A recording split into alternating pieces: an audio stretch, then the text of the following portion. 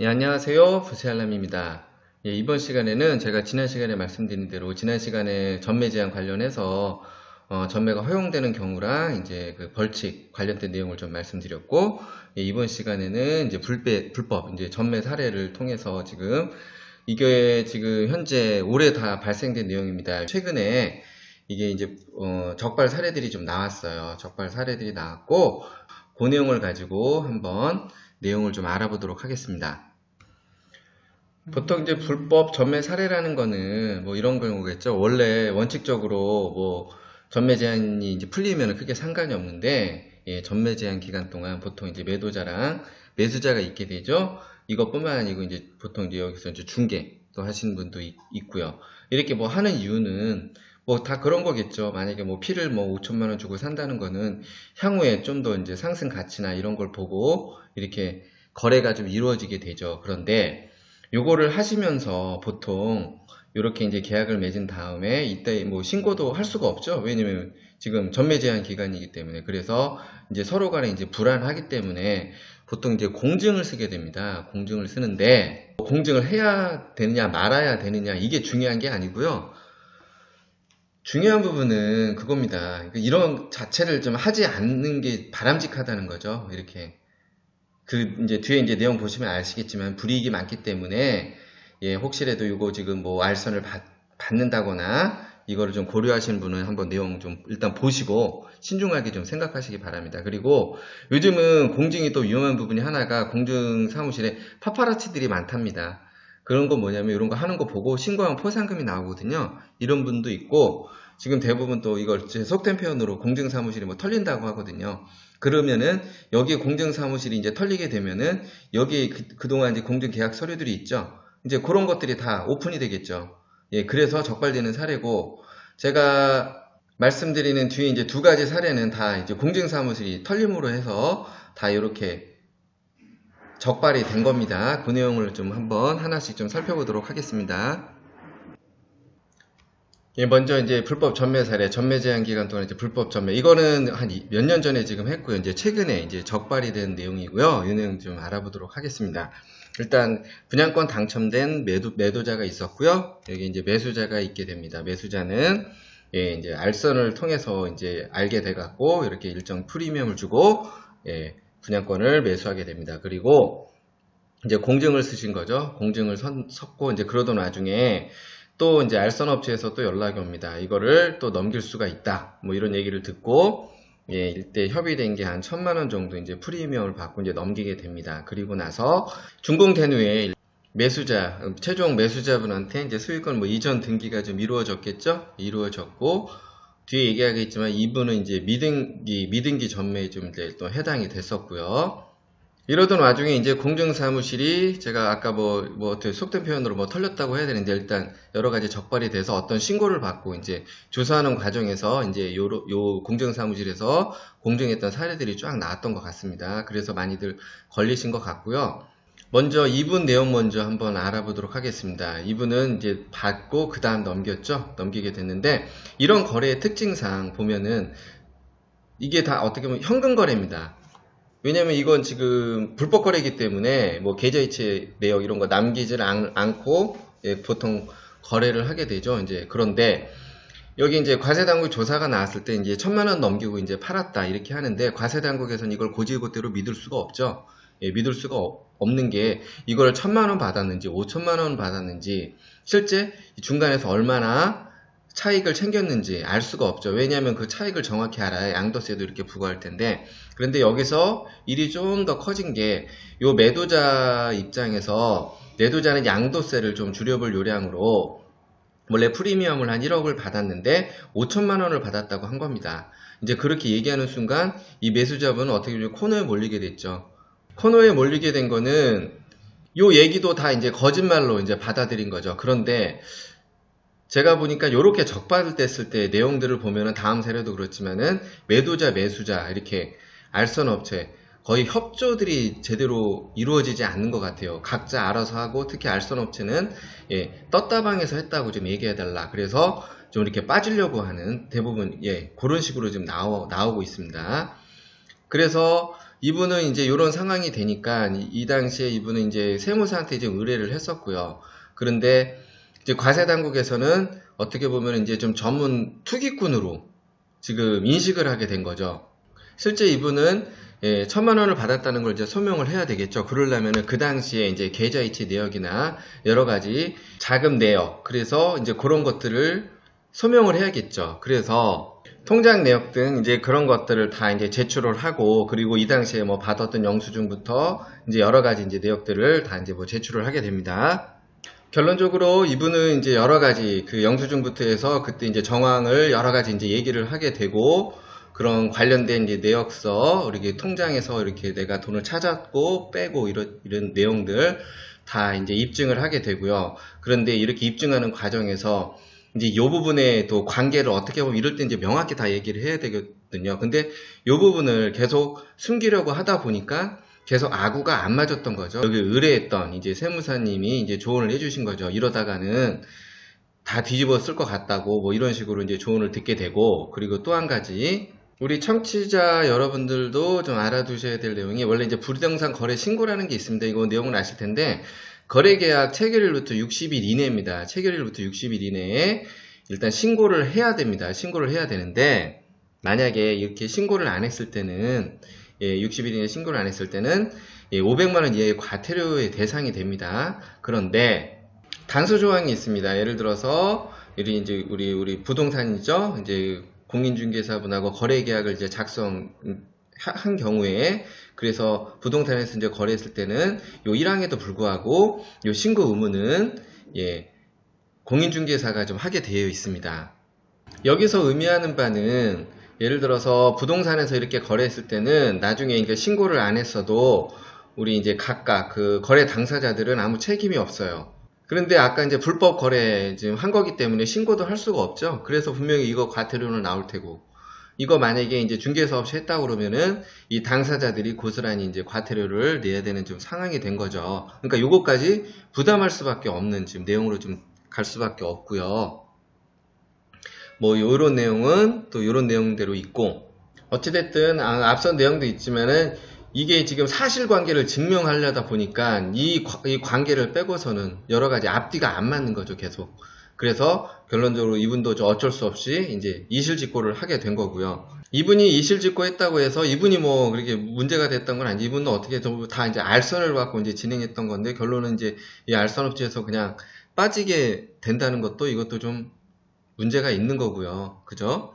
그래서 어느 정도 이제 소명이 됐죠. 이제 소명이 된 것까지는 좋은데, 일단 이분이 걸린 거는 또 이제 미등기 전매에 해당이 됐던 거죠. 미등기 전매. 왜냐면은 이게 당시가 이제 불법 거래이기 때문에 이제 실제 요렇게 지금 넘어간 거거든요. 그러기 때문에 이제 미등기 전매에 해당이 돼서, 그 양도차익의 그 70% 일단 양도세 부과, 이것뿐만 아니라 신고불성실, 납부불성실, 가산세 이런 거 다 붙어서 세금이 부과됐고요. 거기다가 이제 끝났으면 그냥 끝나는가요? 이제 세무사한테 의뢰했으니까 수임료도 줘야 되죠. 그리고 뭐 이득 본 것도 거의 없죠. 이득 본 거 없죠. 거의 몇 개월 동안 시간 낭비했죠. 여기에 뭐 왔다 갔다 제출하느라고. 그리고 돈은 돈대로 이득 없이 다 그냥 나가게 됐고요.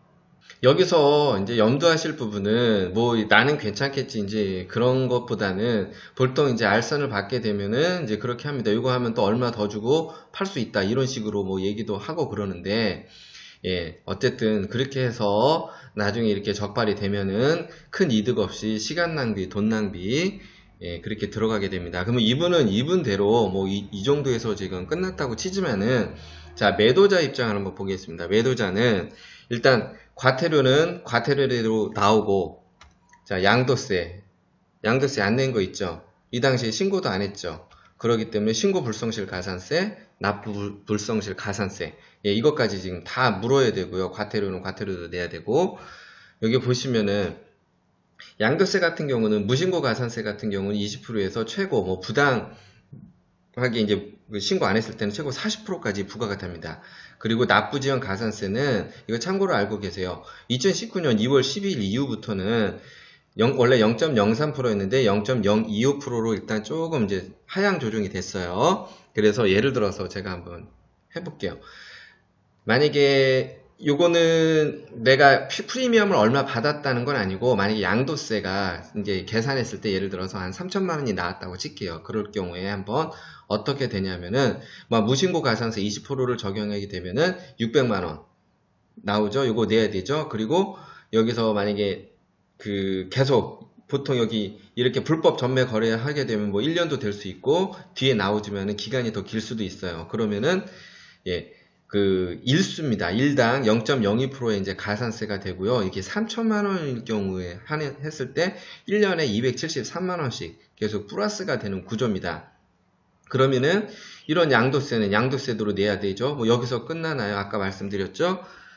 과태료도 내야 되고, 그리고 이걸 또 적극적으로 또 소명을 해야 되겠죠. 그러려면 뭘 해야 될까요? 또 이때 뭐 현금을 받았는데 통장 다 또 까야겠죠.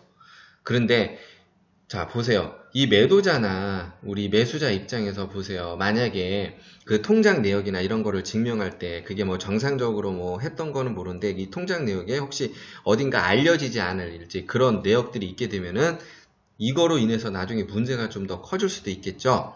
이 얘기는 뭐냐면은, 이렇게 얘기하시는 분들이 있어요. 만약에 이래? 그러면 나는 뭐 통장에서 돈 안 빼고 너 그냥 주면 되지, 알아서. 그러면은 어떻게 보면은 그거를 입증하기가 더 어렵다는 거죠. 그거는.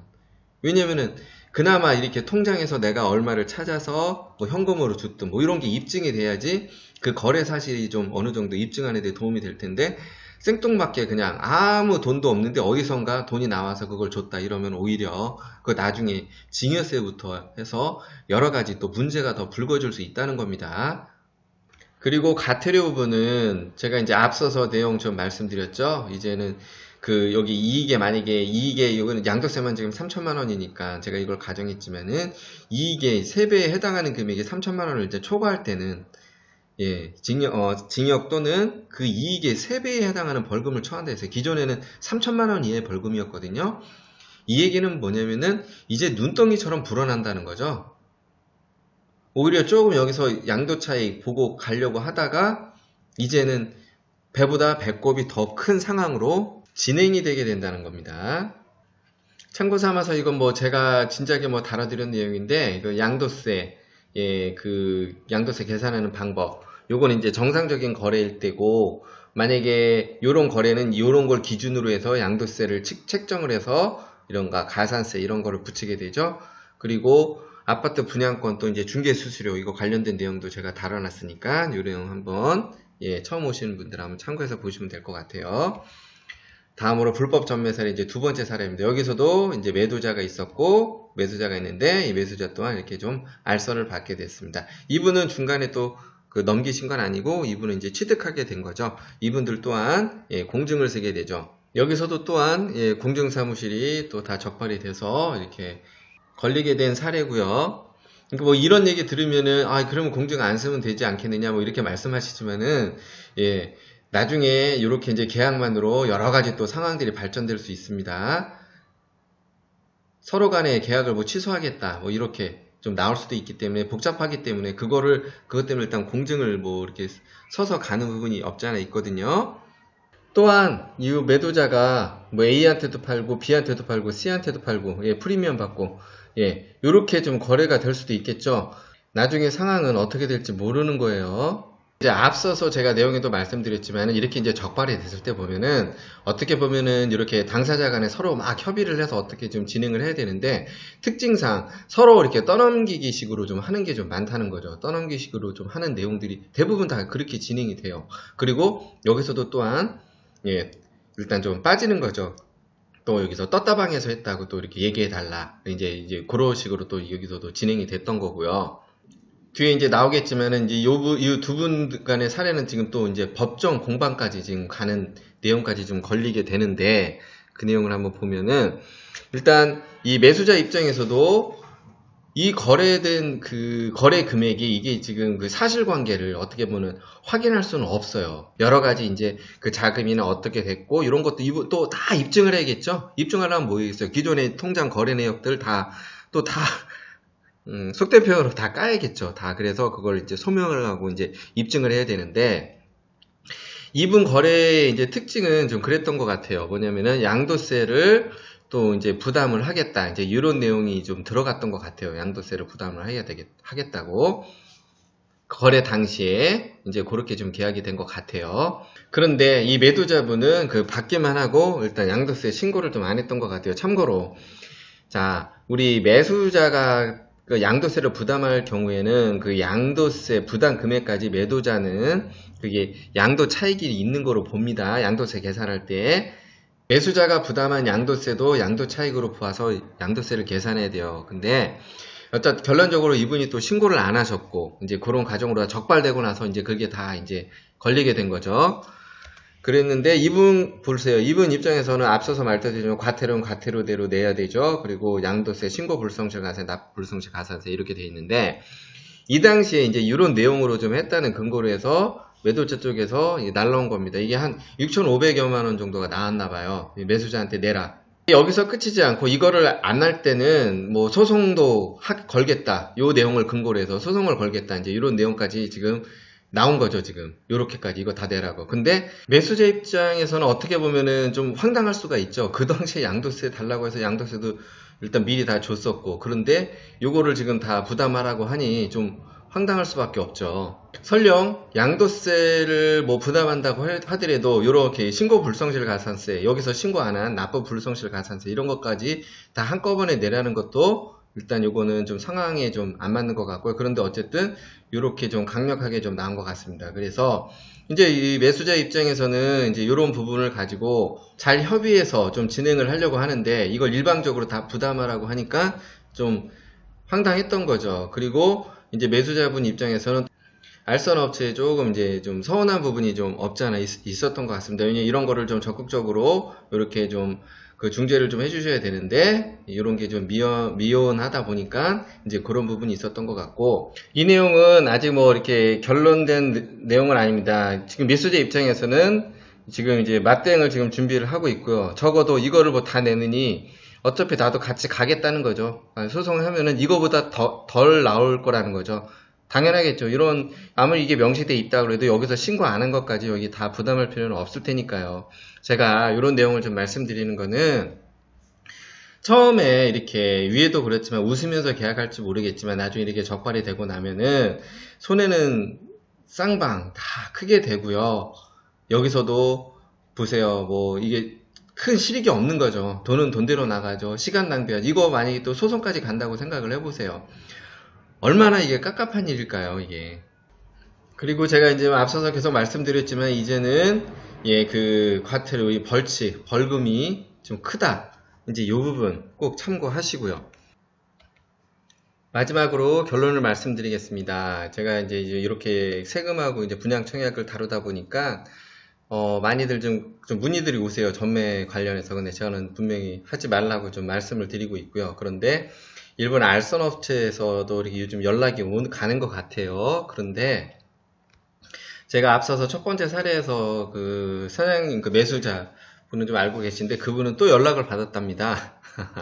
또 요거 분양권 있는데 뭐 살 의향이 없냐고. 제발 그런 알선 자체도 좀 하시지 마시고요. 나중에 그 책임을 못 지실 거라면은 그런 거를 좀 알선 이런 걸 안 하셨으면 좋겠어요. 알선 자체도 전매 제한 기간 동안 알선 자체도 벌칙 대상에 해당이 됩니다.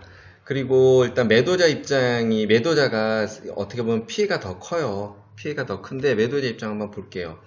전매 제한 지금 뭐 부기래 같은 경우는 8년 걸렸죠. 뭐 4년, 5년 걸리고 소유권 이전 등기일, 뭐 일부 조정 지역 이렇게 걸려 있는데 제가 말씀드렸죠. 과태료, 뭐 양도세, 신고 불성실 가산세. 왜냐면 이 기간 동안 신고를 할 수 없기 때문에 납부 불성실 가산세 계속 붙죠. 근데 이 기간이 길수록 그 피해는 나중에 더 눈덩이처럼 불어난다는 거죠. 물론 뭐 이 내용을 알고 뭐 잔금 시기를 늦추거나 뭐 이제 그렇게 여러 가지 또 편법들이 지금 충분히 뭐 나오겠죠. 나올 수 있지만 자 이제 요 조항입니다. 이제 3천만 원을 초과할 때는 이익의 3배에 해당하는 금액을 지금 벌금으로 처하는 규정이 있기 때문에 계약을 완전히 지금 마무리하더라도 그리고 계약한 순간부터는 계속해서 언제 터질지 모르는 세금 폭탄을 계속 안고 가는 경우가 되겠죠. 하루하루 불안하게 지내실 수도 있다는 거죠. 제가 말씀드렸지만은 무신고 가산세부터 지연 가산세 이것도 안전한 방법이 아니라는 겁니다. 이건 오히려 더 여기서 더 확실한 물증을 제공하는 이제 경우가 될 수 있고요. 그렇다고 공증을 하지 않으면 되지 않느냐? 예, 그러면은 문제가 나중에 분명히 더 커질 수 있습니다. 왜냐면은 그 매도자 입장에서 나중에 됐을 때 서로 간에 계약을 파기할 수 있기 때문에 그런 상황도 이제 나올 수가 있고요. 그리고 지금 법에서 얘기하듯이 이제 그게 이제 무효 처리까지 되게 되면은 상황이 더 눈덩이처럼 커지는 거죠. 서로 간에 이제 소송도 많이 될 것 같고, 예를 들어서 그걸 매수한 분이 어쨌든 집이 이제 날아가게 생겼는데 이거 손해배상 청구부터 여러 가지 일들이 또 발생될 수 있다는 겁니다. 특히 우리 알선 이 자체를 좀 안 하셨으면 좋겠습니다. 당장 눈앞에 이런 뭐 수수료는 받을 수 있겠지만은 나중에 그게 매도자나 매수자나 아주 더 큰 피해를 주는 일이라는 거, 그 부분 좀 염두를 좀 하셨으면 좋겠고요. 더 중요한 거는 뭐 매도자분도 매도자분이지만은 제가 말씀드렸지만 매수자분도 깝깝한 상황이 많이 발생이 됩니다. 그러니까 아예 이런 부분들은 쳐다보시지도 말라는 겁니다. 그리고 현재 부동산 시장은 되게 불안정합니다. 여러 가지 이런 무리수를 두고 한다는 거는 득보다 실이 더 많을 수 있다는 겁니다. 지금 당장에 나는 괜찮을 것이다 이렇게 생각하고 거래를 하실지 모르겠지만은 나중에 그게 큰 불이익으로 눈덩이처럼 불어나서 다가올 수 있다는 거, 이 점 염두하시기 바랍니다. 이번 시간 참고나 도움이 되셨나요? 참고나 도움이 되셨다면은 구독, 추천 부탁드리고요. 구세알람의 10분 세금 이야기였습니다.